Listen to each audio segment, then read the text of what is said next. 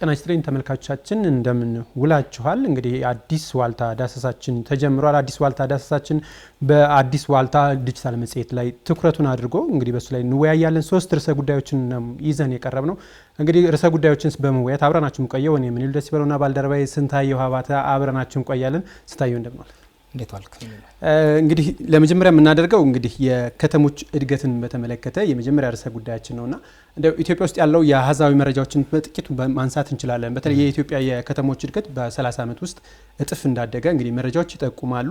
በ1986 በነበረው ዳሰሳ ጥናት እንግዲህ ወይም ቆጠራ 7.3 ሚሊዮን ህዝብ በኢትዮጵያ በከተሞች ይኖር ነበረ። በ99 በነበረው ደግሞ የህዝብ ቆጠራ 11.9 ሚሊዮን የሚደርስ የህዝብ ይኖር ነበር። በ2013 በነበረው ደግሞ እንደዚሁ ዳሰሳ ቆጠራም እንግዲህ 24 ሚሊዮን ይደርስ ነበር። እንግዲህ አሁን በ30 ወይም በ2037 42.3 ሚሊዮን ይደርሳል ተብሎ ይታሰባልና እንደው ከተሞች ላይ ያለው የከተሞች እድገት ምንድን ነው የሚያመጣው? ምክንያቱ ምንድን ነው? የከተሞች እድገት አካባቢ ያለው ነገር እናንሳ መጀመሪያ። ጥሩ እንግዲህ እንደጠቃቀስከው ነው ቁጥሮቹ በጣም በፍጥነት እየሄዱ ነው። የ2037ቱን ትንበያ እንኳ ስንደርስበት የምንመለከተው ሆኖ አሁን ከ2 ዓመት በፊት በነበረ መረጃ 2013 ላይ ቅድም የጠቀስከው ቁጥር 24 ሚሊዮንን አልፏል። ኢትዮጵያ ውስጥ የሚኖረው የከተሜ ቁጥር ይህ እንግዲህ በርከት ያለ ህዝብ ነው። ምክንያቱም በግብርና ነው የሚመራው ሀገሪቱ ብለህ ስታስብና አጠቃላይ ያለውን 120 ሚሊዮን ገደማ ሰው ስታስበው በጣም በርካታ ቀላል የማይባል ቁጥር ያለው ህዝብ በተለያዩ ከተሞች ላይ እየኖረ ነው። አሁን ባለው መረጃ መሰረት ወደ 1000 አካባቢ የከተማነት መስፈርትን የሚያሟሉ ከተሞች ወይም ደግሞ የከተማ ማዕከላት በኢትዮጵያ ውስጥ ይገኛሉ። እንግዲህ ድሬዳዋና አዲስ አበባን በትልቁ ልታነሳ ትችላለህ። አዲስ አበባ በተለይም በተለየ መልኩ ሊነሳ ይችላል። ጽሁፉ እንግዲህ የአዲስ ዋልታ ለመዳሰስ የሞከረው ወይም ደግሞ በስፋት የጻፈው ጉዳይ የኢትዮጵያ ከተሞች የጎንዮሽ መስፋፋትን ነው። ይሄ ጉዳይ ከ2005 በኋላ በትልቁ እየተነሳ የመጣ ጉዳይ ነው። ምክንያቱም ከተሜነትን አሁን ባለንበት የሉላይነት ዘመን ላይ ልንገድበው የምንችለው አይደለም።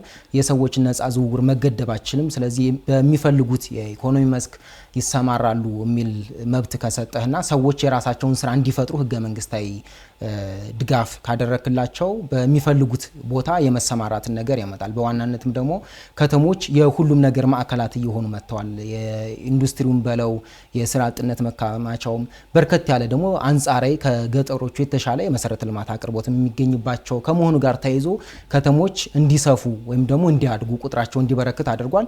በኢትዮጵያ በሚታሰበው ልክ የከተሞች እድገት ተመርተዋል ወይ? በተገቢ ህግና ቁጥጥር ነው ወይ ከተሞች እያደጉ ያሉት? መሀል ላይ ያለ ክፍት ቦታ አንትተው ወደ ዳር የመለጠጥ ነገር አሉ። እነዚህ ጉዳዮች በብዙ ወደፊትም እንሄድባቸዋለን። ከአቅም ውስንነት ጋር ተያይዞ ከተሞች ወደ ጎን እንዲለጠጡ ያደርጋል። ከአቅም ውስንነት ባሻገር ደግሞ ከመሬት ድለላና ሽያጭም ጋር ተያይዞ ካልተጠኑ የከተሞች እድገት ጋር በተያያዘ ከተሞች ወደ ጎን እንዲሰፉ ያደርጋል። ስለዚህ የከተሞች መስፋት የሚያመጣውን በጎ ነገር እንደተጠበቀ ሆኖ በትልቁ ደግሞ የራስ ምታትም እየሆኑ ይመጣሉ። በተለይ ከመሬት ወረራ ጋር ከሙስና ጋር በተያያዘ ከመሰረተ ልማት አቅርቦት ጋር የተያዙ በርከት ያሉ ጥያቄዎችን ያመጣሉ። የስራ አጥ በከፍተኛ ደረጃ እንዲከማች የሚያደርጉበትንም ነገር ታያለ። ስለዚህ ኢትዮጵያውያን ከተሞቻቸውን ሲያሳድጉ ወይም ደግሞ ከተሞችን እንደ አዲስ አዋቅረው የተሻለ ምጣኔ ሀብትን በተለያዩ አካባቢዎች ማንበር ሲፈልጉ ምን አይነት እድሎችን ወይም ደግሞ መፍትሄዎችን መጠቀም አለባቸው የሚለው ላይ እንመጣበታለን። ስለዚህ አጠቃላይ የኢትዮጵያ የከተሞች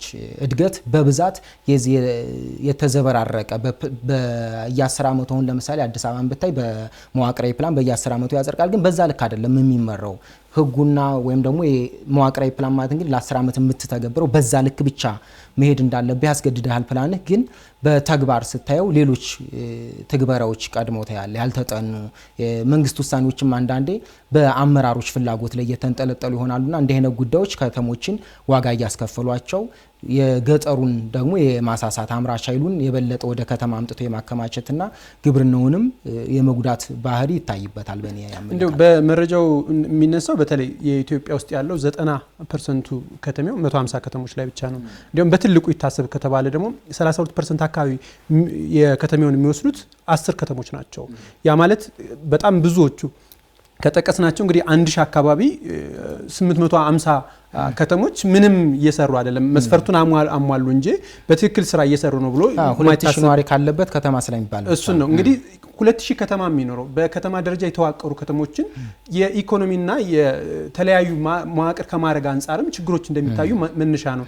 ምክንያቱም እነዚህ ትንሽ ከተሞች ላይ የስራ አጥ ቁጥሩ የሚመጣ ከገጠር እየፈለሰው የሚመጣው በከተሞች አካባቢ ያለውን ዙሪያ አካባቢ ያለውን አርሶ አደሩ ወይ አብዛኛው ወደ ከተሜነት ይቀየራል። አካባቢው ራሱ ገፊ ምክንያት ስለሚሆን ማለት ነውና ችግሩ እዛ ላይ ነው። ግን የከተሞች ዙሪያ አካባቢ የሚደረጉ ህገወጥ ሰፈራዎች አሉ። አንዳንዴ ህገወጥ ሰፈራዎቹ የጨርቃ ቤትን ምንላቸው ወደ ህጋዊነት የሚመስሉ የሚቀየሩበታል። መንግስት ራሱ የመንግስት ካድሬዎች ዙሪያውን ያሉ አካባቢ ሙስና ይበሉበታል፣ ውሃ ያስገቡበታል። ከዛም በተጨማሪ ደግሞ መሰረተ ልማት ይሟላለታል። ከተወሰነ ጊዜ በኋላ ግን የአካባቢ ደግሞ ህገወጥ ሆኖ ይገኛል። ምክንያቱም በማስተር ፕላኑ ወይም በህጉ ስለማይመራ የሰብአዊ መብት ጥሰትም ችግር መነሻ ይሏል። እንዲያውም የዋልታ ዲጂታል መጽሔቱና ምንድነው መፍትሄ የሚሆነው? መነሻችን ስንነሳም ችግሮችን አንስተናል። ግን ምን መሰራት አለበት ብለን ማንሳት ይችላል? አዎ በዋናነት ቅድም የጠቀሰው ነው። አንደኛ አሁን ባለንበት የዓለም ስርዓት ውስጥ የማይካዱ ጉዳዮች አሉ። አሁን ትልቁ መወዳደሪያ ተብሎ የሚታሰበው መሬት ነው። መሬት በጣም ትልቅ የሀብት ምንጭ የሆነ ነው። ውሃም ማንሳት እንችላለን። መሬት ውሃ የመጪዎቹ የነዳጅን ያክል ወይም ደግሞ በመጪዎቹ ዓመታት የነዳጅን ያክል በጣም ውድ የሀገር ኢኮኖሚ ምሰሶ ሆነው ሊቀመጡ የሚችሉ ጉዳዮች ሆነው እየመጡ ነው። እየተመለከትን ነው። ምን ያክል ከመሬት ጋር የተያዘ የምጣኔ ሀብት እንቅስቃሴ እንዳለ መመልከት እንችላለን። አሁን ከተሞችን ቅድም ያነሳነው ጉዳይ አለ። ከተሜነትን መገደብ አትችልም።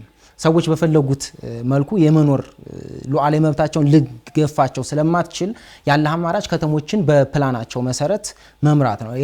እንግዲህ ከተሞችን በፕላን መምራት አለበት ሲባል የመጀመሪያው ጉዳይ ከተሞች የሚመጥናቸውን ፕላን ወይም ደግሞ መዋቅራዊ እቅድ ያዘጋጁዋል ወይ ነው። እሱ ተተግባሪነት ይኖረዋል ተብሎ ከታሰበና ከጸደቀ ደግሞ ከዛው ልፍት ሳይሉ መምራት ያስፈልጋል ማለት ነው። በትልቁ ግን እኛ ሀገር ከአቅም ውስንነት ጋር ተይዘው የሚመጡ ችግሮች ይፈትናሉ። ከተሞችን ወደ ጎን እንዲሰፉ የሚያደርጋቸውም እሱ ነው።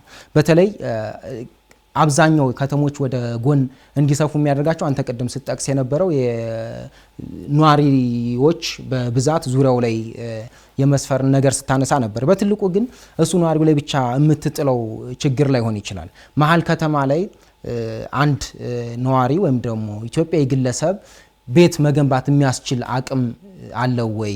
በመንግስት የሚደገፉ በርካታ ፕሮጀክቶችን ይጠይቃል ማለት ነው። ገባ? ለምሳሌ አንተ በቀላሉ በ1 ሚሊዮን ብር ውጭ ዳር ላይ የሆነች 100 ካሬ ላይ ልገነባ የምችለውን ቤት መሀል አዲስ አበባ ውስጥ ገንባ ከተባልክ ወዴት ይመጣል ማለት ወደ 3 እና 4 ሚሊዮን አካባቢ ሊጠይቅህ ይችላል ማለት ነው። ስለዚህ አንደኛ ከነዋሪዎች አቅም ጋር የተያዘ ጉዳይ ይመጣል። ሁለተኛ ከመሰረተ ልማት አቅርቦት ጋር እንትኑ የሃይ ራይዚንግ ወይም ደግሞ ሰማይ ጠቀስ ህንፃን ለመኖሪያ ቤት እየገነባህ መሄድ ይመከራል፣ መሬትን በአግባቡ ለመጠቀም። ምክንያቱም ወደ ጎን በሰፋ ቁጥር መሬትን እያባከን ከሆነ የምትሄደው በሚገባው ልክ አትጠቀምበትም። ስለዚህ ወደ ሰማይ ጠቀስ ህንፃዎችን የመኖሪያ ቤቶችን የምታስብ ከሆነ ምን ይመጣል ማለት ነው? የማይቆራረጥ መብራት ከሊፍት ጋር የሚገናኝ ስለሆነ 20 ምናምን ፎቅ ላይ በእግሩ ሊወጣልህ አይችልም አንድ ሰው። ከውሃ ጋር የተገናኘ ውሃ በእኛ ሀገር ሁኔታ 3ኛ እና 4ኛ ፍሎር ላይ ያሉ የኮንዶሚኒየም ነዋሪዎች የሚያማርሩትን እናያለን። እንዲህ አይነት ጉዳዮችን በማስማማት ይፈልጋል ማለት ነው። ስለዚህ መንግስት የሰማይ ጠቀስ ህንፃዎችን መገንባት ተገቢ እርምጃ ሆኖ ታገኘዋለህ። ግን ደግሞ የመሰረተ ልማት አቅርቦቶችንም በዛው ልክ ማየት ይፈልጋል ማለት ነው። ያንን ባላሟላህ ቁጥር ሰው ወደ ጎን እየተለጠጠ ይሄዳል። ከዛ ባሻገር ከማምረቻ ጋር የተያዙ ጉዳዮች ናቸው በትልቁ ይፈትኑ። ነዋሪውም መሀል ላይ የማምረቻውን ደግሞ ትልልቅ ድምጽም ሊወጡ የሚችሉ ጭምር ፋብሪካዎችን መሀል ላይ ልታርጋቸው አትችልም። ስለዚህ እነሱን የቅይጥ መሬት አጠቃቀምን በወጉ ማሳደግ፣ ከከተማ ዳር ላይ ደግሞ መሆን ያለባቸውን በዛ ልክ። በዋናነት ግን እነዚህን ሁሉ ሊመልስልህ የሚችለው የመዋቅራዊ ፕላንህ ጉዳይ ነው። እነሱን በደንብ አስበህባቸው ፕላንህን ከወጣህ በዛ መልኩ ትመራለህ ማለት ነው። ሌላው ግን በዋናነት አሁን ያለውን የአዲስ አበባን ሁኔታ መመልከት እንችላለን። ኢትዮጵያ ውስጥ ቅድም ያነሳናቸው 1000 ከተሞች አሉ እንበል እንጂ በተግባር ከተማ የሚባሉት ምን ያክሉ ናቸው ስትል ቅድም ያነሳው ቁጥሮች አሉ። በትንሹ ውስጥ ነው የሚኖሩት አብዛኛው። ስለዚህ በርካታ ከተሞችን መገንባት ያስፈልጋል ማለት ነው። አቅም ያላቸውን ለዜጎች የስራ እድል መፍጠር የሚችሉ የተሻለ መሰረተ ልማት የተሻለ ኑሮን ማቅረብ የሚችሉ ከተሞችን ማስፋት አለበት። የፌዴራሉ መንግስት አሁን እንደ ደቡብ አፍሪካ ያሉ ሀገራትን መመልከት ይችላል። ማዕከላቸውን የተለያየ ቦታ ያደረጉትና ዜጎችን በዛው ልክ አሰፋፈራቸውን ያሳምራሉ ማለት ነው። ለምሳሌ አዲስ አበባ የፖለቲካውም የኢኮኖሚም የማህበራዊ ጉዳዮች ማዕከል ነች።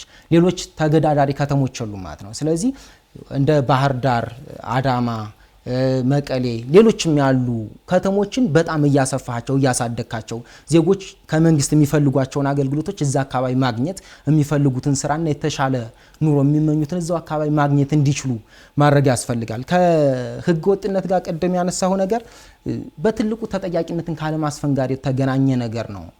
ከተሞች ወደ ጎንም እንዲስፋፉ ህገ ወጥ የመሬት ወረራ ይላቸዋል። እዚህ መጽሔቱ ላይ የተጻፉ ጉዳዮች አሉ። አንደኛው ከተሞችን የሚፈትኑትም ወደ ጎንም እንዲያድጉ የሚያደርገው ከህዝብ ቁጥርና ከኢኮኖሚ እድገቱ ባሻገር የመሬት ወረራና ቤቶች ግንባታ ነው ይላል።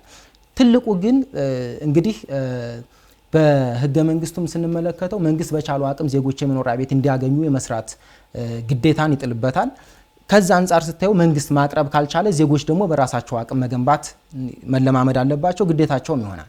ያ ማለት ግን በህገ ወጥ መልኩ መሬት እየወረሩ ይስሩ ማለት እንዳልሆነ መሰመር አለበት። የትኛውም ነገር ህጋዊ ነገርን መከተል ይኖርበታል። ይሄ ተገቢ ነገር ነው፣ ስርዓትም ስለሚያስፈልግ። ግን በትልቁ ፈተናው ብዬ የማስበው እኔ የከተማ መዋቅሮች ውስጥ ያሉ የስራ ኃላፊዎች የምንበላቸው ባለሙያዎች መሬትን በመደለል ስራቸውን የሚያሳልፉ ጊዜያቸውን የሚያሳልፉ ናቸው። በዛ ኮሚሽን የሚወስዱ ህገ ወጥነትን በማበረታታት መሬትን በመቸርቸር ገንዘብ የሚያገኙ አጌን ደግሞ በህገ ወጥ መንገድ ነው የፈረሱት ተብሎ እውቅና ለሰጧቸው መሰረተ ልማት ላሟላላቸው ቤቶች ፈረሳም ሲመጡ እንደገና ሙስናን የመሻት ነገር አለ። ስለዚህ በተለይ ከመሬት ጋር የተጣበቀውን የሙስና ጉዳይ በትልቁ መፍታት ያስፈልጋል። መንግስት ጠንካራ የሆነ አመራር ሊኖረው ይገባል። በተለይ ከከተሞች ጋር በተያያዘ ይሄኛው ነው ለእኔ ትልቁ ፈተና ብዬ የማስበው።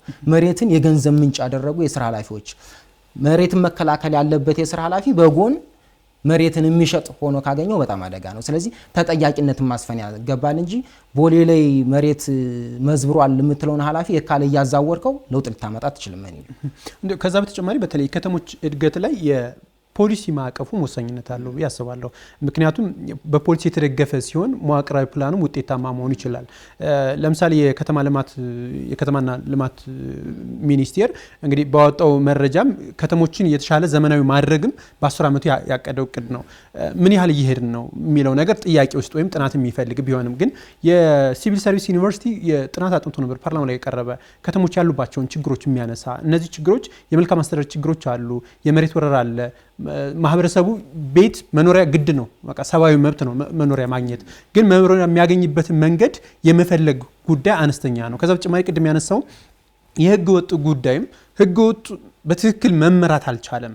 ህገ ወጥነትን የሚያበረታታ ኃላፊ ቆይቶ መልሶ ራሱ ህገ ወጥ የሆነ ደግሞ ዜጎችን ለሰብአዊ ቀውስ ለሰብአዊ ጉዳት መብቶቻቸውን እንዲገፈፉ እስከ ማድረግ የሚደርሳል። ይሄን ነገር መቀረፍ እንዳለበትም በጥናትም እንዲሁ የተረጋገጠ ፓርላማ ላይ የቀረበ ነው። ግን እንደ መፍትሄ ብንወስደው መንግስት ምንድነው ኃላፊነት ያለበት?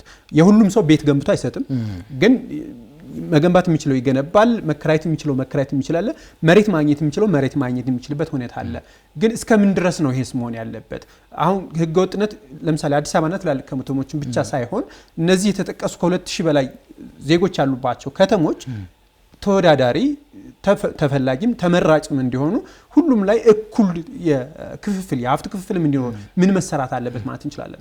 ያው ከዚህ በፊት ውይይት ላይ ሳነሳው የነበረ ጉዳይ አለ። ከተሞች ልማታችን ወዴት እየሄደ ነው የሚሉበት በየ2 ዓመቱ የሚገናኙበት መድረክ ነበራቸው፣ የከተሞች ሳምንት እና እዛ ላይ ጠንከር ያሉ ጥናታዊ ጽሁፎች ይቀርባሉ። ከተሞች እድገታቸውን በመልኩ መምራት አለባቸው የሚል ሀሳብ ይነሳበት ነበርና እኔ ድሬዳዋና ጎንደር ላይ የተካሄደውን አስታውሳለሁ። በተለይ የመጨረሻው ከዛ በኋላ ስላልተደረገ 28-29 አካባቢ ጎንደር ላይ የከተሞች ሳምንት ተደርጎ ነበርና አሁን ጠቅላይ ሚኒስትር የሆኑት አብይ አህመድም በአጋጣሚ ጽሁፍ አቅራቢም ነበሩ፣ ተሳታፊም ሆነው በተለይ ከዚህ ከከተሞች የጎንዮሽ መስፋፋት ጋር በተያያዘ ጥናት ሲቀርብ እሳቸውም ታዳሚ ሆኖ አስታውሳለሁና አሁን የእሳቸው አስተዳደር እንዲህ አይነት ምክረ ሀሳቦችን ተቀብሎ መተግበር አለበት ብዬ አስባለሁ።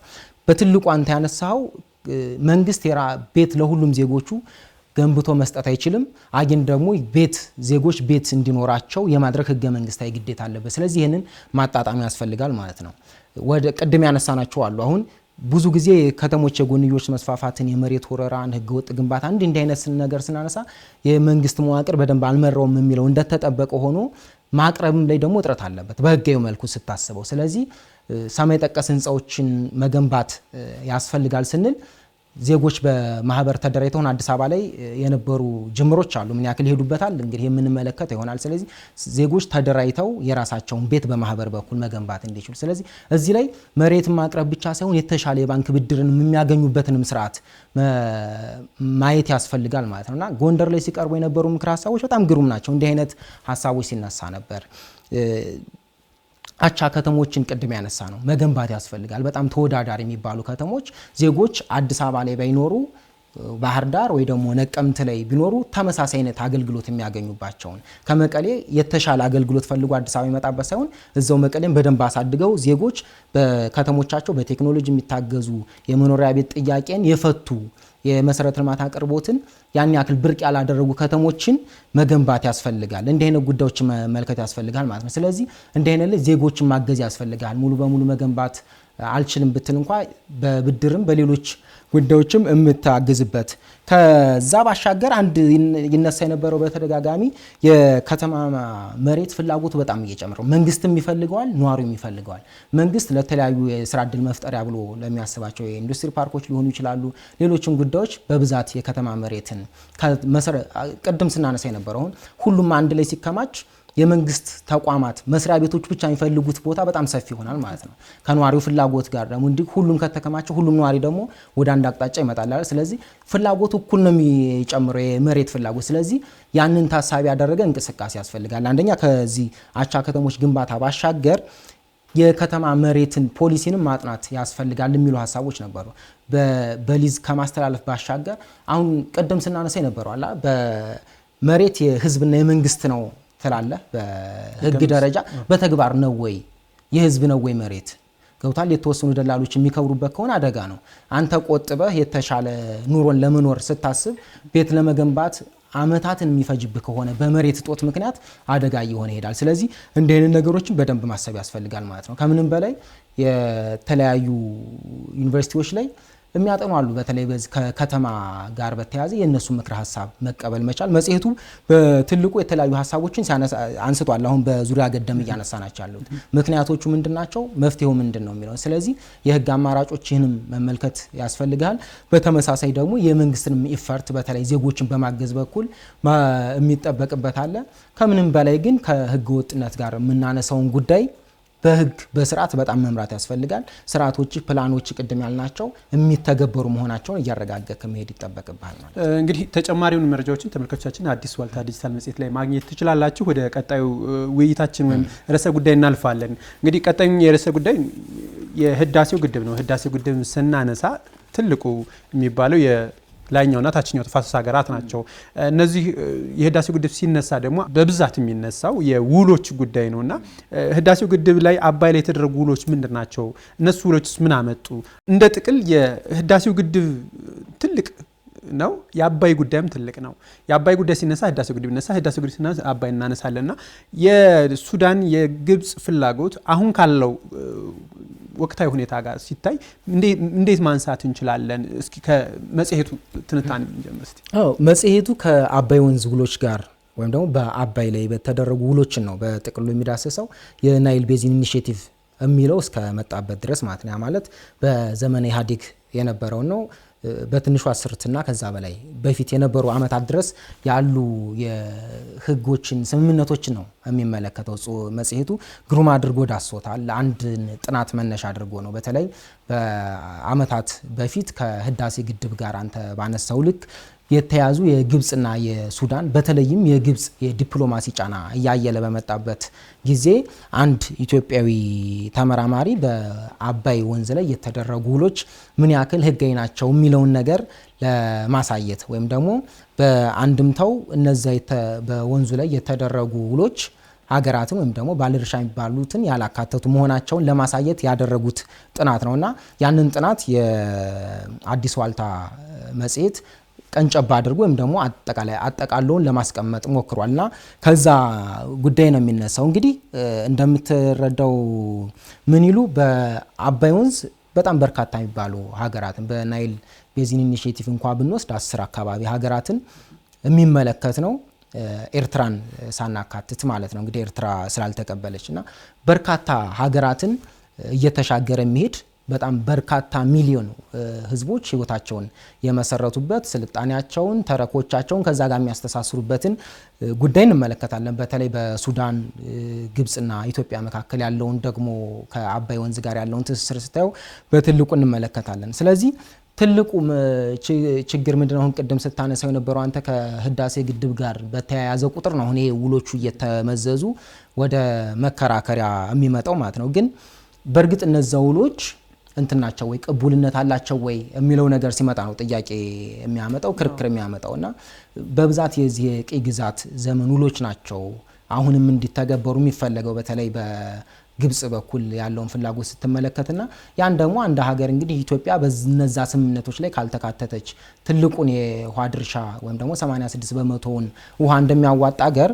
የስምምነቱ አካል ባልሆነችበት ላይ ልታስገድዳት የምችልበት የህግ ማዕቀፍ የለምና አጠቃላይ መጽሔቱ ምን ያክል የሚጠቀሱ ውሎች ከህግ ወይም ደግሞ አሁን ካለው ነባራዊ ሁኔታ ያፈነገጡና በዝም ብሎ በጨበጣ ብቻ ኢትዮጵያ እንድታከብራቸው የሚፈለጉ አይነት ውሎች እንደሆኑ ይዘረዝራል። አዎ እዚህ የአባይ ግድብ ላይ ወይም አባይ ወንዝ ላይ ስናነሳ ከቅኝ ግዛት ውሎች እንነሳለን። በተለይ የቅኝ ግዛት ውሎች ራሱ ኢትዮጵያንም ግብጽንም ሱዳንም ያላካተቱ ውሎች ሁሉ ተካተዋል እዚህ መጽሔት ላይ። ለምሳሌ የብሪታንያና ጣሊያን ራሳቸው የተዋዋሉት ውል አለ። ይሄ ውል እንግዲህ የእንግሊዝ በሱዳንና ግብጽ ያላትን ጥቅም ለማስጠበቅ በቀኝ ግዛት ዘመኗን ለማስጠበቅ የአባይ ውሃ ወይም ደግሞ የጥቁር አባይ የአባይ ከኛ የሚነሳውን አባይ እንዳይነካባት ማድረግ ጣሊያን ደግሞ የወታደራዊ መቀመጫ እስከ ማግኘት የሚያደርስ ሁሉ አለ። ከዛ በተጨማሪ እንግዲህ ኢትዮጵያ ስቲል ተባለች ተብሎ ውል ተውላለች ብሎ የሚታሰበው በተለይ ብሪታንያና ኢትዮጵያ በ1902 ከአጼ ምኒልክ ጋር የተዋሉት ይሄ ውል በመሰረቱ የቅኝ ግዛትን ጉዳይ ኢትዮጵያን ገፍቶ እንዳይመጣ ድንበር የማስጠበቅ ነበረ። እዛ ጉዳይ ላይ ግን እንደ መከራከሪያም ሁሉ የሚነሳ ጉዳይ አለ። የአባይን ውሃ ፍሰቱን አላቆምም ነው የውሉ ስምምነት። ሌሎች የቅኝ ግዛት ሀገርና ግብጽ የሚጠቀሙት ግን ኢትዮጵያ ይሄን ውል ስለፈረመች የአባይን ግድብ መገደብ አትችልም የሚል ሀሳብ ሲያነሱ ትሰማለ።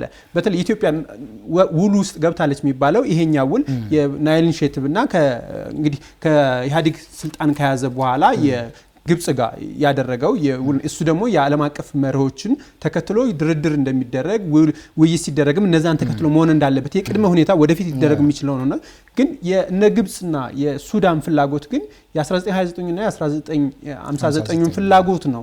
ይሄንንስ አሁን ካለው ሁኔታ ጋር እንዴት ማስተሳሰር እንችላለን? በዋናነት ምን ይሉ በተለይ የዓለም አቀፍ ግንኙነትና ግሎባል ስተዲስ እንደተማረ ሰው ሲታሰብ አሁን ዓለም አቀፍ የስምምነት ህጎች ወይም ደግሞ ኢንተርናሽናል ሎ ኦፍ ትሪቲስ የሚባሉት ከምንድነው የሚመነጩት የሚለውን አንተም ትረዳለህ፣ ተመልካቾቻችንም ያስቧቸዋል ብለን እናስባለን። በተለይም ከዓለም አቀፍ ተቋማት ለምሳሌ እነዚህ አይሲጄ የሚባለው እነሱ የተቋቋሙበት ወይም ደግሞ የተባበሩት መንግስታት ቻርተር የሰለጠኑ የሚባለው ሀገራት ልማዶች ዓለም የሚመራበት ልማዳዊ ወይም ደግሞ ከስተመሪ ሎ የሚባሉት እንዲህ አይነት ጉዳዮች ላይ በትልቁ ደግሞ ሀገራት ከሚገቡባቸው ውሎች ይመነጫሉ እነዚህ ስምምነቶች። ስለዚህ ከዛ ነው ወይ እነዛ ስምምነቶች የመነጩት የሚለውም ነገር መመልከት ያስፈልጋል።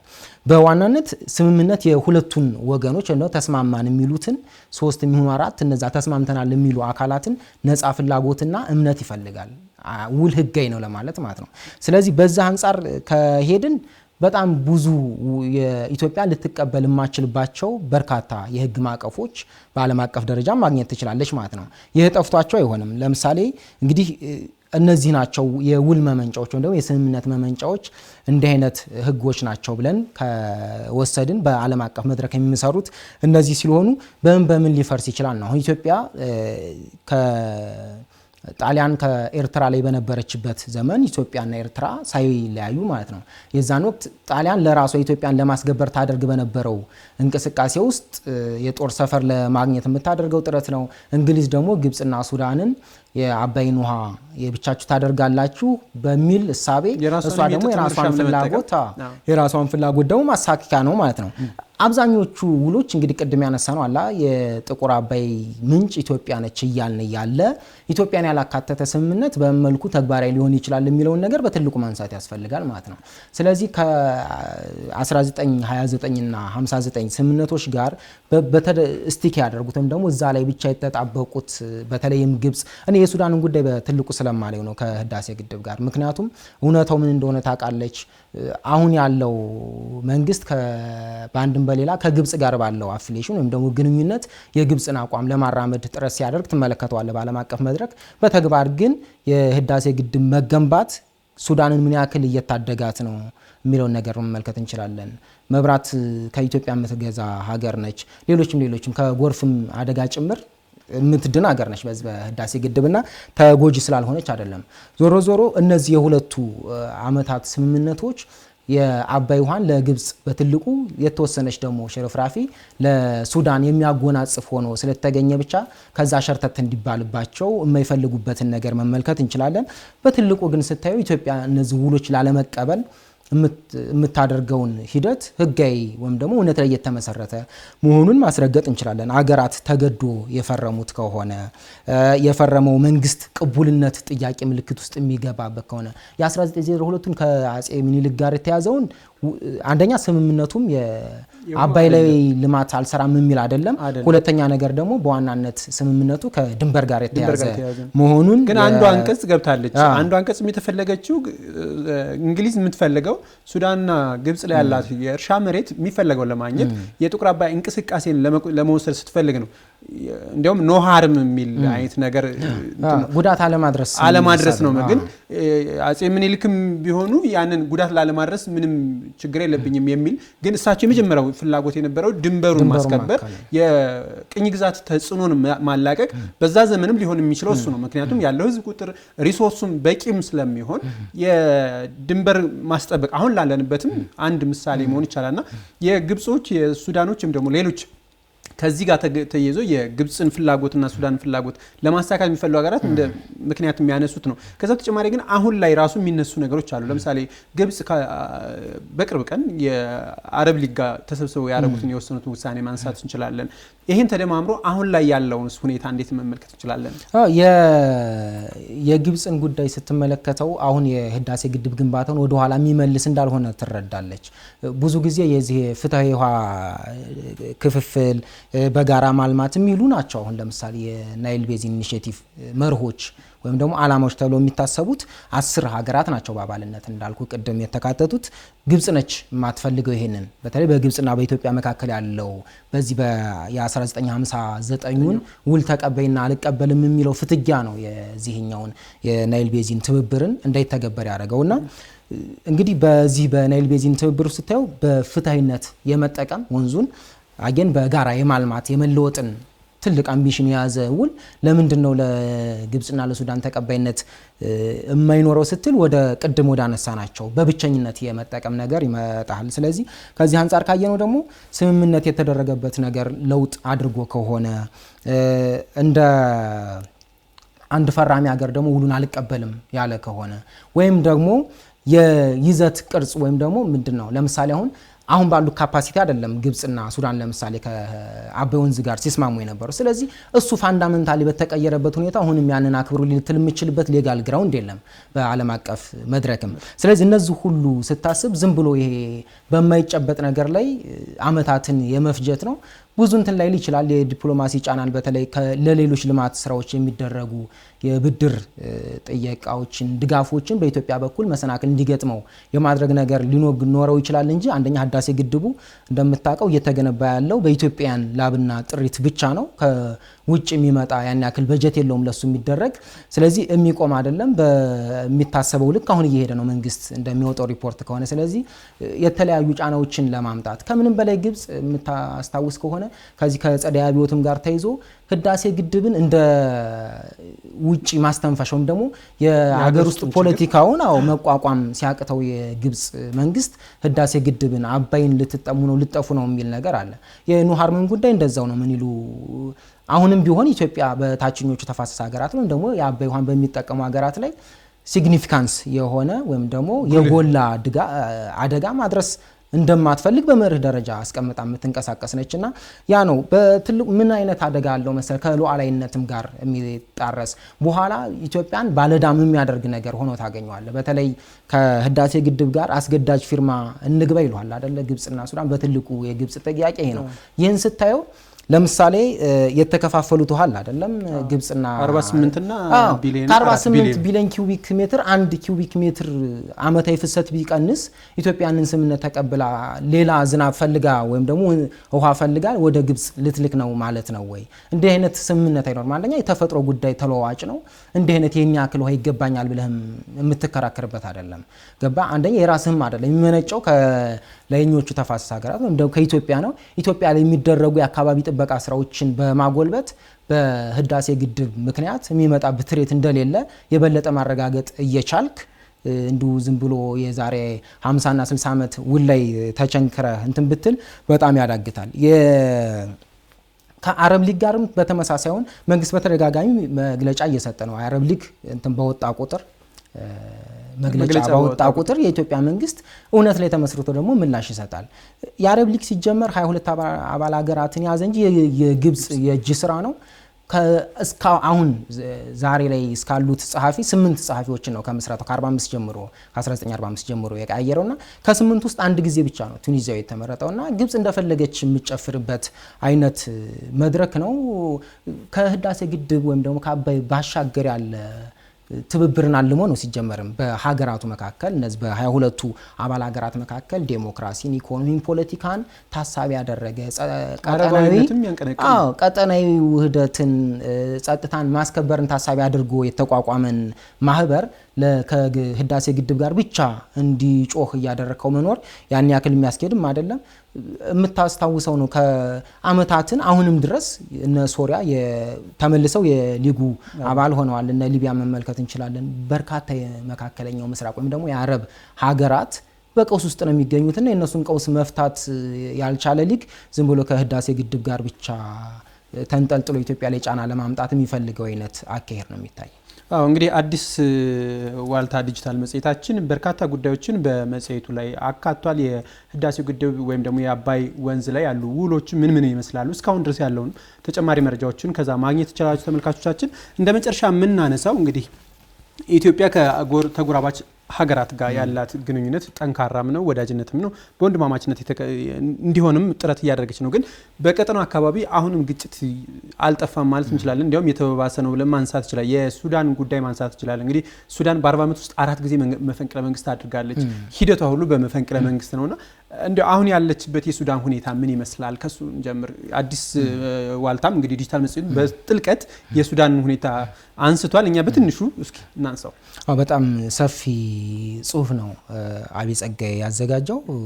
የሱዳን ታሪክ በደንብ በወጉ መረዳት ማንበብ ፍላጎት ያለው ዌብሳይታችን ገብቶ ያንን መጽሔት ማግኘት ቢችልና ማንበብ ቢችል የበለጠ መረዳት ይኖረዋል። በዚሁ አጋጣሚ እንጋብዛለን። እንዳልከው እንግዲህ የሱዳንን አንተ ቅድም ያነሳው ከሱዳን የሚለው ግዛት ነፃነቱን አውጇል ተብሎ ከተቋቋመ 1956 ጀምሮ ያለውን ነው 4 ያልከው። እስከ ዛሬ ድረስ ደግሞ ስንሄድ 6 አጠቃላይ የሱዳን የመንግስት ሽግግሮች በመፈንቅለ መንግስት ብቻ የተመሰረቱ ናቸው። ከኦማር አልበሽር ጋር ያለው ብቻ ነው 4 ጊዜ ያለው።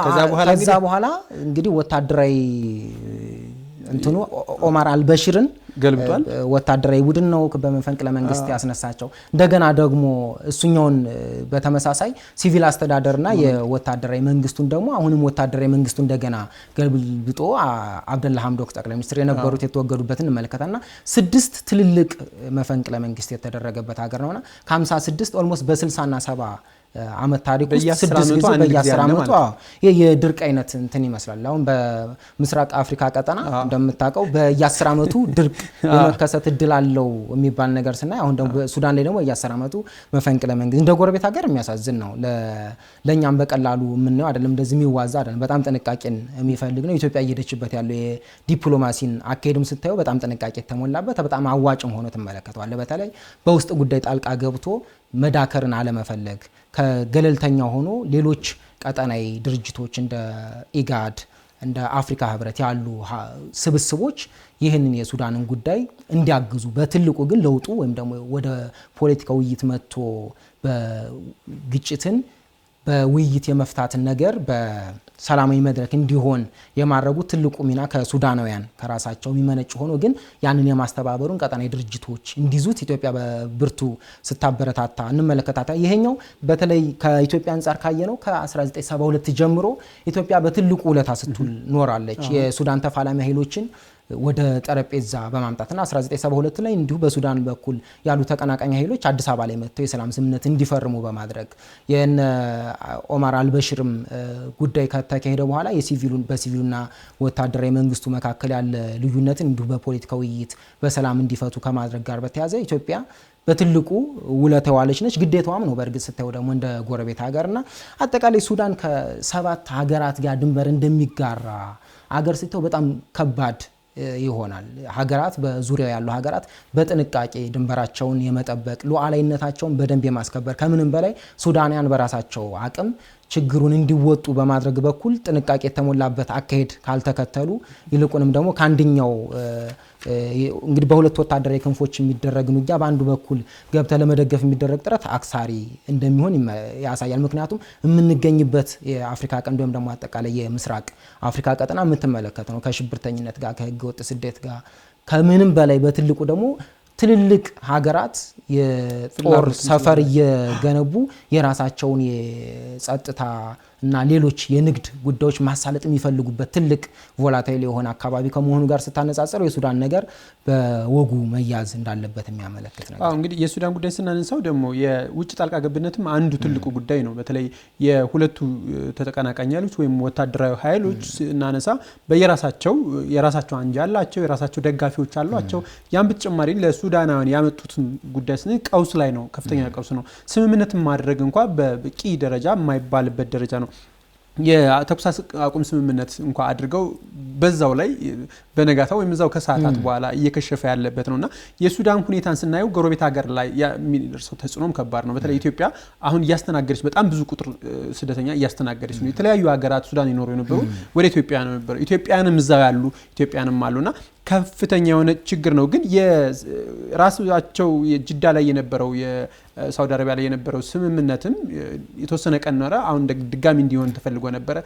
አሁን ወደ ውይይት ስንገባ 5 ቀን የተኩስ አቁም ስምምነቱን እንደ ያራዝሙ ስምምነት ላይ ደርሰዋል ሁለቱም ወገኖች። እንግዲህ ስምምነቱ ምን ያህል ይደርስ ነው? ሁለተኛ ደግሞ የሁለቱ ተቀናቃኞች ስምምነት እያደረጉ ያሉ በራሳቸው በህዝባቸው ወይም ደግሞ አፍሪካ የሆነ ቀጠናዊ የሆነ ጉዳይ አይደለም፣ ቀጠናዊ የሆነ ተቋምም አይደለም እያደረገ ያለው በውጭ ጣልቃ ገብነቱ በውጭ ፍላጎቱ ላይ ነውና ሱዳን እስከምን ድረስ ልትሄድ ትችላለች? ለምሳሌ በራሷ ጉዳይ ራሷን መፍታት ካልቻለች፣ ቀጠናዊ የሆነ አፍሪካ የሆነ ጉዳይ መፍትሄ ካልተፈለገ የሱዳን ሁኔታ በዚህ መንገድ እስከምን ድረስ ሊቀጥል ይችላል? ለጎረቤት ሀገርስ ምን ያህል አደጋ ሊሆን ይችላል?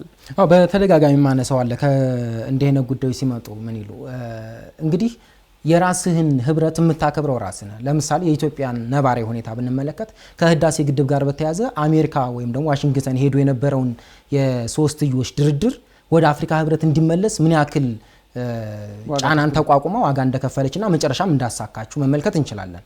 እነ ትራምፕ ሲዝቱ የነበረውን የምናስታውሰው ነው በኢትዮጵያ እምቢባይነት ምክንያቱም እሱ ምንድነው የኛን ጉዳይ የሚወስንልን የራሳችን ህብረት የሆነው የአፍሪካ የተቋም ነው የሚለው እሳቤ መምጣቱ ነው። ከሰሜኑ ጦርነት ጋር በተያያዘ እንዲሁ በትልቁ ሌሎች አክተሮች የሚኖሩ እንጂ አደራዳሪነት ሚናውን የአፍሪካ ህብረት ብቻ እንዲይዘው ይህ ከምንድነው የሚቀደው? ከፓን አፍሪካኒዝም በትልቁ ደግሞ ለአፍሪካዊ ችግር አፍሪካዊ መፍትሄ ከሚለው የአፍሪካ ህብረት እሳቤ ነው። ስለዚህ አባል ሀገራቱ ስናነሳ እነዚህን ማክበር መቻል አለባቸው ማለት ነው። ብዙ ጊዜ ውጭ የመመልከት አሁን በሀገር ውስጥ ስትመለከተው በእኛ ኬዝ አሁን ምዕራባውያንን የመሻት የሆነ ነገር እንትን ሲል ገለልተኛ ናቸው ተብሎ የሚታሰቡት እነሱ ናቸው። ግን ገለልተኛ እስከ ምንድነው እነሱ ይዘው የሚመጡት ኢንተረስት አንተን ዝም ብለው ሊያስታርቁ አይመጡም። የራሳቸውን ፍላጎት ይዘው ነው። ስለዚህ ያንን ማሰብ ያስፈልጋል። አፍሪካዊ ለሆኑ ተቋማት የበለጠ እድልን ማጎናጸፍ ያስፈልጋል። በዛው ልክ ደግሞ ህብረቱ በጣም ጠንካራ መሆን አለበት። ባለፈው ውይይት ላይ እያነሳን ነበር። ለምሳሌ ከአፍሪካ ህብረት ጋር በተያያዘ ታየው በተደጋጋሚ በመፈንቅለ መንግስት የሚናጥን ሀገር ዝም ብሎ የማስጠንቀቅ ነገር ታያይበታለህ። ከአባልነቱ አግዳለህ የሚል ምናምን ምዕራብ አፍሪካ ላይ በተደጋጋሚ የመፈንቅለ መንግስት ድርጊቶች ይካሄዱ ነበር። አሁን ሱዳን ላይ ደግሞ እንግዲህ የሱዳን ሙሉ ታሪኳ የአፍሪካ ህብረት አባል ከመሆኗ በፊትም ከሆነች በኋላም አጠቃላይ ያለው 6 መንግስታት በትልቁ ሲቀያየሩ 6ቱም በመፈንቅለ መንግስት የተለዋወጡ ከሆነ አደጋ ነው። ስለዚህ ህብረቱ ቆም ብሎ ማየት መቻል አለበት። የራሱ ጠንካራ የሆነ የሴኩሪቲ ተቋም ያስፈልገዋል ላለው እሱም በጣም ማጠናከር ተደማጭ መሆን መቻል አለበት።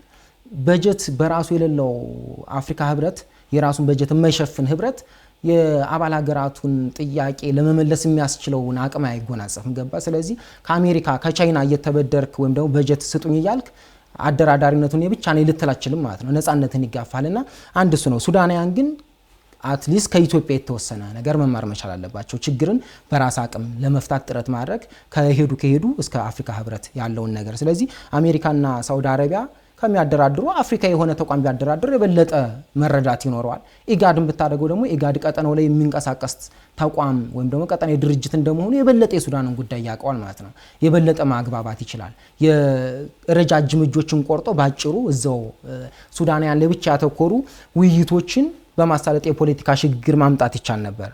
እንደዛ ይሆን አይደለምና ሱዳናውያን ከዛ ትምህርት መውሰድ መቻል አለባቸው። ብዙ ውስብስብ ጉዳዮች አሉ። አሁን በጦርነት ውስጥ መቆየት የሚፈልጉ ኃይሎች ይኖራሉ ሱዳን ውስጥ። ምክንያቱም የተጠያቂነት ጉዳይ አለ ከዳርፉር ግጭት ጋር በተያያዘ ትልቁ አሁን እንግዲህ ምን የሽግግር ጊዜ አስተዳደሩ የ39 ወራት አካባቢ ነው። ኦልሞስት የ3 ዓመት ማለት ነው። አብዛኛውን ጊዜ ወታደሩ 21ን ይወስድና ከዛ ቀሪውን ወራት የሲቪል አስተዳደሩ ተረክቦ የአብደላ ሐምዶክ አስተዳደር ከዛ ወደ ምርጫ ስርዓት ገብቶ ሲቪል አስተዳደር ማቋቋም ነበር። የወታደሩ ጊዜውን ሲያጠናቅቅ አብደላ ሐምዶክ ላይ የመፈንቅለ መንግስት ሙከራውም ደግሞ እሳቸውን የማስወገድ ነገር አደረገና በሰኔ 2023 ምርጫ አደርጋለሁ አለ። ሰኔ 2023 ማለት ነገ ነው የሚጀምረው ወሩና የምርጫ እንቅስቃሴ በሚጠበቅበት ሰዓት እንደገና ወደ ግጭት መግባታቸውን ትመለከታለና ከዚህ የበላይ እርስ በርስ እየተፎካከሩ አንድ ጠቅላይ ሚኒስትርነት ወይም ደግሞ የፕሬዝዳንትነት ቦታን ለማግኘት ከሚደረግ ግብ ባሻገር የህዝቡን ሰቆቃ ያሰቡ እርምጃዎች ያስፈልጋሉ በወታደራዊ መሪዎችም በኩል። ኢትዮጵያ ያንን ነው በተደጋጋሚ እያነሳቻለች። እንግዲህ የሱዳን ጉዳይ በ1958 የመጀመሪያው መፈንቅለ መንግስት በኢታማዦር ሹሙ ጀነራል ኢብራሂም አብዱ በተጀመረበት ሰዓት ነው ሲቪል አስተዳደሩ ላይ ብዙም ጥቅም እንዳይሰጥ አድርጎ ወታደራዊ ውስጥ ብቻ እንቅስቃሴ ውስጥ እንዲገባ የተደረገው። ይሄም ደግሞ በተደጋጋሚ በሚደረጉ ለምሳሌ የኢትዮጵያ ስምምነት 1972 ከኤስፒኤልኤም ጋር እንዲደረግ ካደረገች 10 ዓመት ሰላም ነበረ። ከዛ በኋላ በ10 ዓመቱ በኋላ ግን መፈንቅለ መንግስት በወታደራዊ ኃይሉ ነው። የሲቪል አስተዳደር ይሄን ያህል ውጤታማ እየሆነባትም አይደለም ሱዳን። ከዛም በተጨማሪ አሁን ባለው ሁኔታ የሁለቱ ወታደሮች የሁለቱ ተቀናቃኝ ኃይሎች የጀነራሎችም የራሳቸው ፍላጎት አላቸው። ጀነራል አልቡርሃን የሚፈልጉት የፈጥኖ ደራሽ የሚባለው ኃይል ወደ መከላከያው እንዲገባ፣ ይሄኛው ደግሞ ጀነራል ሀሚቲ ደግሞ አይ ይሄኛው አይሆንም በ10 ዓመት ውስጥ ሊሆን ይችላል፣ እንዲያውም የሚፈለጉ ስልጣን ለመያዝ የሚደረግ ሽኩቻ ነው ራስ በራሳቸውም ይላሉ። ስልጣኑን ሽኩቻ ሲያደርጉ ግን የሱዳናውያን አሁን የደረሰባቸው አደጋ ደርሷልና እንደ መጨረሻ የምናነሳው በተለይ ኢትዮጵያ አሁን ከዚህ በኋላም ምን አይነት ጥንቃቄ ይደረግ? ምክንያቱም ድንበሮቹ አካባቢ በጣም በሰፊው ከሱዳን ጋር ትገናኛለች። በባህልም በስራም በኢንቨስትመንትም ብዙ ግንኙነት ያለን ሀገርናና ምን ቢሆን ጥሩ ነው የሚለውን ሀሳብ እናንሳለን እንጠቅል። ጥሩ እንግዲህ ያነሳው ነው። በተለይ ሁለቱ መሪዎች አሁን የወታደራዊ መሪዎች በአደባባይ የግጭታችን መንስኤ ነው ብለው የሚናገሩትና በተግባር ግን ምስስሎች የለውም። የጀነራል ሐምዳን ደጋሎ እንደሞ ሄሜቲ የምንላቸው የአልቡርሃንን አስተዳደር የሚወቅሱት የአልበሽርን እስላማዊ መንግስት ለመመለስ ጥረት ያደርጋል የሚል ሀሳብ አላቸው። የአልቡርሃን ደግሞ በተቃራኒው ሄሜቲ ፍላጎቱ አንደኛ ከተገቢ ባልሆነ መንገድ ስልጣኑን አቢዩዝ አድርጎ ከሌሎች ሀገራት ጋር ይገናኛል፣ በትልቁ ግን ሀገር ውስጥ ያሉትን የኢኮኖሚ የበላይነት መያዝ ይፈልጋል የሚል ክስ ነው። የሁለቱም ግን የመጨረሻው የሀገሪቱ ርዕሰ ብሔር ወይም ደግሞ የመጨረሻው ባለስልጣን ለመሆን የሚደረግ ጥረት ነው። በዛ ውስጥ ብዙ የሚያመልጡ ጉዳዮች አሉ። ምን ይሉ በተለይ ከዳርፉር ጋር በተያያዘ የቀድሞ ፕሬዝዳንት የሚጠየቁበት አለ በዓለም አቀፍ ወንጀለኞች ፍርድ ቤት የሱ ኢንተረስት እንደተጠበቀ ይሆናል። በተለይ የዓለም አቀፍ ወንጀለኞች ፍርድ ቤት አፍሪካ ላይ ብቻ ነው የሚበረታው። እሱ እንደተጠበቀ ሆኖ ከዛ ጋር የሚያያዝ ጉዳይ አለ። ሐምዳን ደጋሎ ደግሞ የዚህ የፈጥኖ ደራሽን የሚመሩት በተለይ ዳርፉር አካባቢ ባደረሰው ለመቶ ሺዎች ሞትና ለሚሊዮኖች መፈናቀል ተጠያቂ እንደሚሆኑ ያስባሉና ስልጣን ከያዝ ከነዚህ አይነት ተጠያቂነቶች እያድበሰበስክ መውጣት ትፈልጋለህ። ስለዚህ በዚህ ሂደት ውስጥ ግን ሁለቱ ኃይሎች ስልጣን ይዘው ተጠያቂነትን ለማምለጥ በሚያደርጉት ጥረት ህዝቡን በጣም ወደ ከፋ የእርስ በርስ ጦርነት እየማገዱት ነው። ደቡብ ሱዳን የወጣችው በዙ አይነት ነው። የሱዳን የረጅም ዓመታት የመፈንቅለ መንግስትና የነጻነት ትግል የወለደው አንድ አዲስ ሀገር ነው። ከተገነጠለች በኋላ ደቡብ ሱዳን ያለችበት ሁኔታውንም የምንመለከተው ነው። በተመሳሳይ አሁን ወደ ውይይት ስንገባ የዳርፉር ክልል ገዢዎች ዜጎች ትጥቅ አንስተው ወይም ደግሞ ነፍጥ አንስተው ራሳቸው እንዲያስከብሩ ጥሪ አድርገዋል። ይህ ወዴት እየሄደ እንደሆነ የሱዳን ነገር ያመለክታል ማለት ነው። ስለዚህ እንደ ጎረቤት ሀገር ኢትዮጵያ በጣም ትልቅ ጥንቃቄ የምትፈልግበት ወቅት ነው። የዲፕሎማሲ አቅሟ እንደተጠበቀው ሆኖ ሁለቱ ወገኖች በራሳቸው ችግራቸው እንዲፈቱ በተኩስ አቁም ውስጥ እንዲዘልቁ የማድረጉ የማበረታታቱ ድጋፍ እንደተጠበቀ ሆኖ በትልቁ ግን የቦርደር አካባቢ ጥበቃዎችን በጣም ማጠናከር የሚያስፈልግበት ምክንያቱም ከድንበር ጋር ከህዳሴ ግድብ ጋር የተያዘ ጉዳይ ከሱዳን ጋር ብቻ የምትተው አይደለም። ሌሎች በጣም በርካታ ቀጠናዊ ፍላጎቶች የሚጫኑን ሀገር እንደመሆናችን የሱዳንን ጉዳይ እንደ ጥሩ አጋጣሚ ተጠቅሞ ሀገር ውስጥ ለመበጥበጥ ከህዳሴ ግድብ ጋር መስተጓጎል ለመፍጠር የሚያስብ በጣም በርካታ ህዝብ ያለበት ነው። ኢትዮጵያንም በርከት ብሎ ሱዳን ውስጥ የሚኖሩ ዜጎች ድንበር የምንጋራ እንደመሆናችን በትልቁ በጣም ጥንቃቄ የሚያስፈልግ ሉዓላዊነትን ለማስከበር ከምንም በላይ ቁርጠኛ መሆን መቻል አለብህ። ዲፕሎማሲውን ግን በተለይ የውጭ ኃይሎች ግጭት በረዘመ ቁጥር ባለብዙ ፍላጎት ወገኖች የሚካተቱበት ስለሆነ በአጭሩ እንዲቆም ኢትዮጵያ በጣም ከፍተኛ ድጋፍ ማድረግ የሚጠበቅባት ወቅት ላይ ነች። ተመልካቾቻችን የአዲስ ዋልታ ዳሰሳችን እንግዲህ ከአዲስ ዋልታ ዲጂታል መጽሔት ላይ ያነሳናቸውን 3 ጉዳዮች ወደ እናንተ አድርሰናል። ተጨማሪ መረጃዎች በጣም በርካታ የቱሪዝም፣ ጥበብ እንዲሁም ፖለቲካዊ ጉዳዮችን አካቶ እንግዲህ መጽሔቱ አለ። በዋልታ ዌብሳይት እየገባችሁ ማየት መመልከት ትችላላችሁ። እኛ ግን እዚህ ጋር እንጨርሳለን። አብራችሁ ስለቆያችሁ እናመሰግናለን። መልካም